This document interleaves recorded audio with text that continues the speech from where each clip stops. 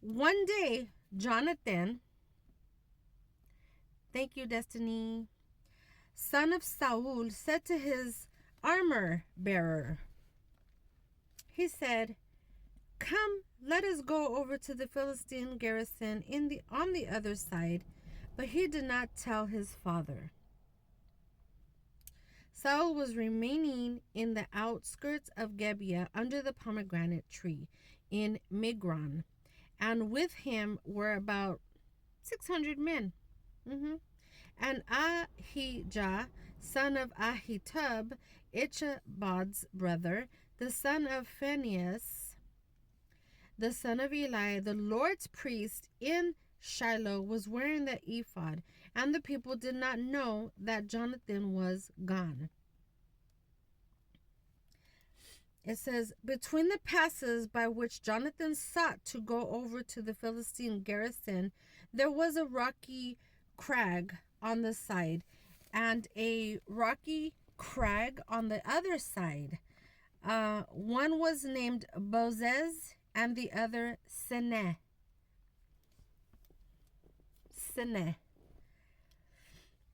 The one crag rose on the north in front of Michmash, and the other on the south in front of Geba.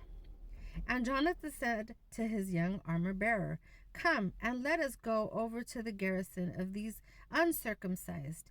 It may be that the Lord will work for us. For there is nothing to prevent the Lord from saving by many or by few." And his armor bearer said to him, "Do all that is in your mind. I am with you in whatever you think best." He had his back. Jonathan said, "We will pass over to these men, and we will let them see us.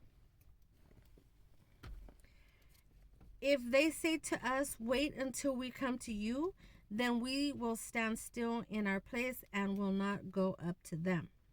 But if they say, 'Come to us,' we will go up, for the Lord has delivered them into our hands, and this will be our sign." So both of them let the Philistine garrison see them. And the Philistines said, "Behold, the Hebrews are coming out of the holes where they have hidden themselves." The garrison men said to Jonathan and his armor bearer, "Come up to us, and we will show you a thing." Jonathan said to his armor bearer, "Come up after me, for the Lord has given them into Israel's hand." Then Jonathan climbed up on his hands and feet, his armor bearer after him. And the enemy fell before Jonathan, and his armor bearer killed them after him. And that first slaughter which Jonathan and his armor bearer made was about 20 men within about half an acre of land which a yoke of oxen might plow. And there was trembling and panic in the Philistines' camp, in the field, and among all the men. The garrison and even the raiders trembled. The earth quaked, and it became a terror from God. Saul's watchmen in Gibeah of Benjamin looked, and behold, the multitude melted away and went hither and thither. Then Saul said to the men with him, "Number and see who is gone from us." When they numbered, behold, Jonathan and his armor bearer were missing.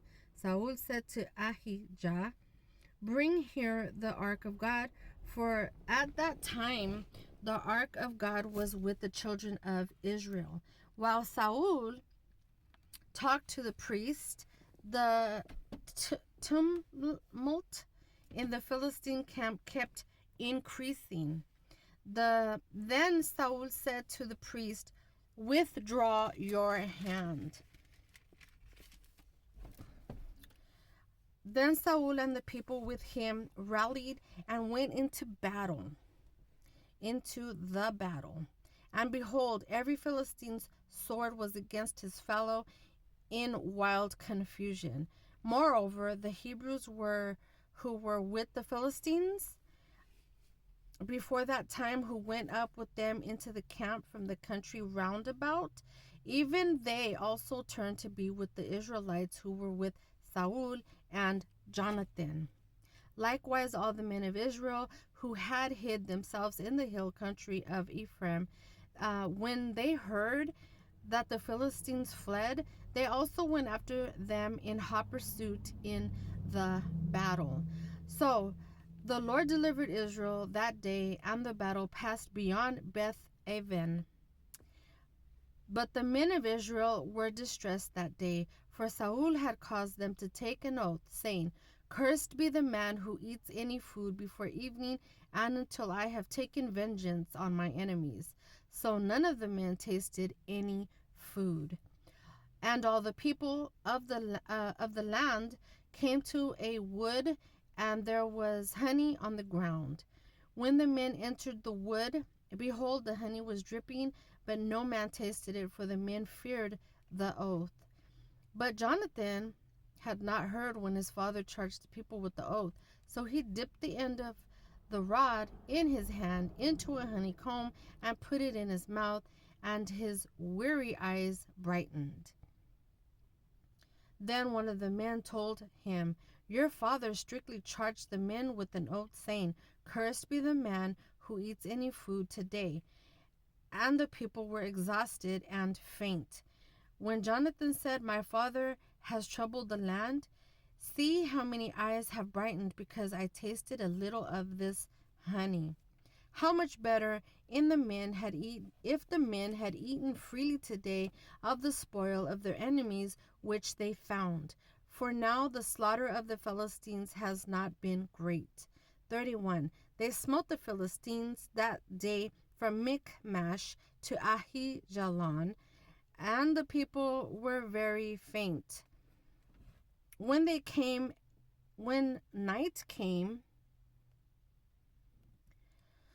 and the oath expired, the men flew upon the spoil. They took sheep, oxen, and calves, slew them in the ground, and ate them raw with the blood.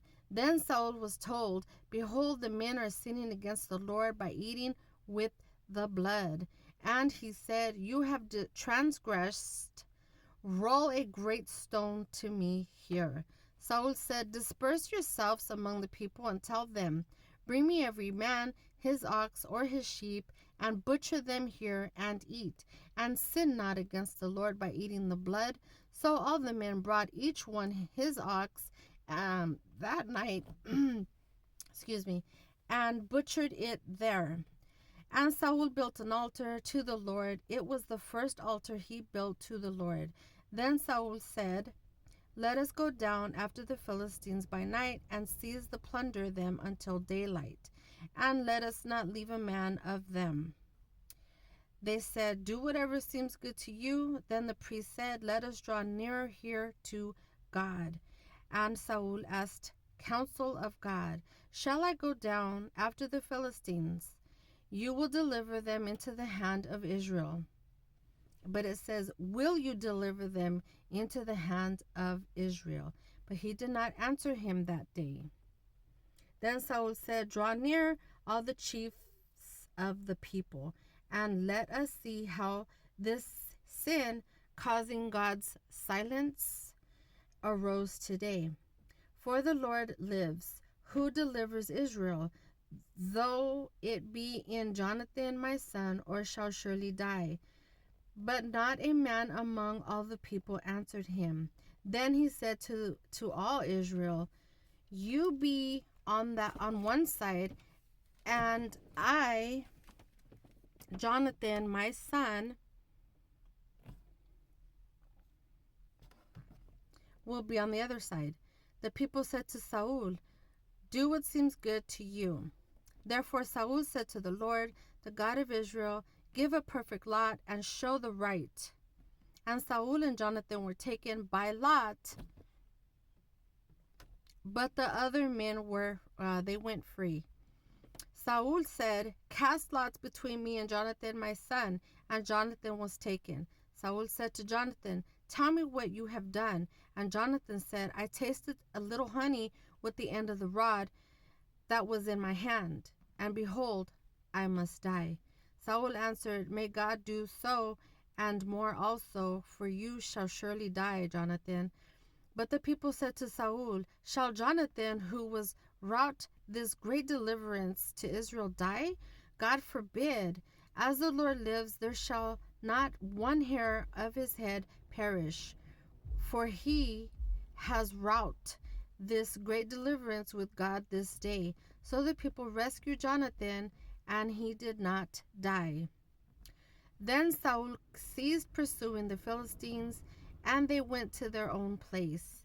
When Saul took over the kingdom of Israel, he fought against all his enemies on every side: Moab, the Ammonites, Edom, the king of Zobab, and the Philistines. Wherever he turned, he made it worse for them.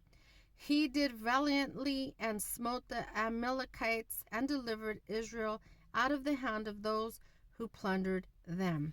Now Saul's sons were Jonathan, Ishvi, and Malchishua. And the names of his two daughters were of the firstborn Merab, and of the younger Michal. The name of Saul's wife was Ahinoam, daughter of Ahimaaz. The commander of his army was Abner, son of Ner, Saul's uncle. Kish, the father of Saul, and Ner, the father of Abner, were sons of Abiel.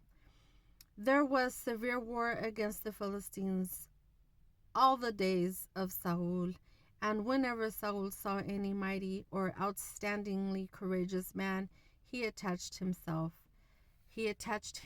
to himself. This concludes chapter 14, verses 1 through 52. Stay tuned for 16, and as always, leave your comments in the comment section or inbox me. Thanks.